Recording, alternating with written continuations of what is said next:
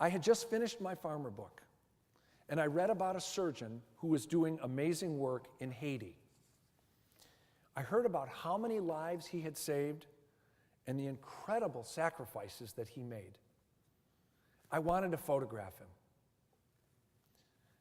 but I was really hesitant about going down there.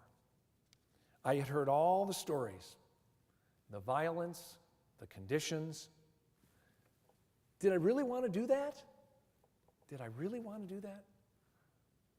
I struggled for weeks over it.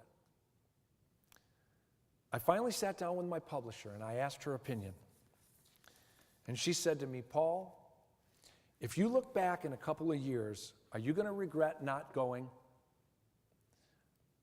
I got on that airplane. I got on that airplane. For 3 nights, I slept on a concrete roof in 100-degree heat inside a mosquito net. Drenched in sweat, I was thinking, maybe this wasn't a very good idea. This is Dr. David Vanderpool. He grew up living a very, very privileged life. And after he realized that so many people out there were in dire straits, he felt like he needed to use his gifts and his talent to help others. Dr. Vanderpool and his team intentionally go to the worst places they can. But in Haiti, pain medicine is hard to get. It's hard to get in the country. Therefore, a lot of the surgeries are insufficiently treated for pain. It's an unbelievably difficult situation for a doctor when you have to perform an amputation without pain medicine, especially when that patient is a child. One of the first amputees was a little girl.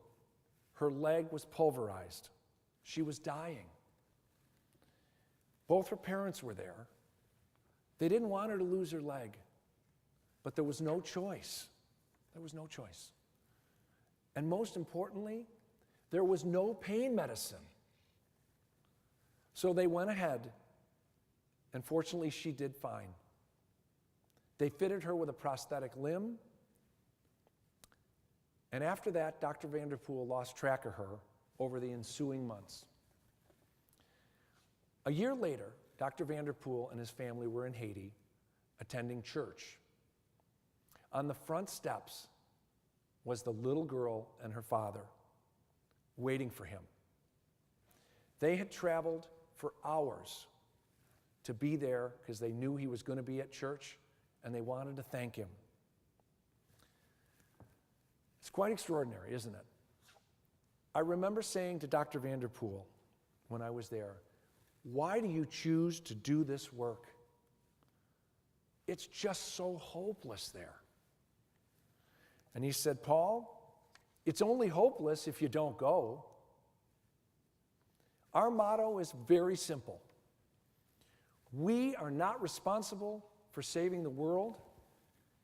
We are only responsible for loving the person in front of us. How great is that? Well, after that first experience, ladies and gentlemen, my life was changed forever. And that's how this book started. I wanted to learn more, and I wanted to be inspired.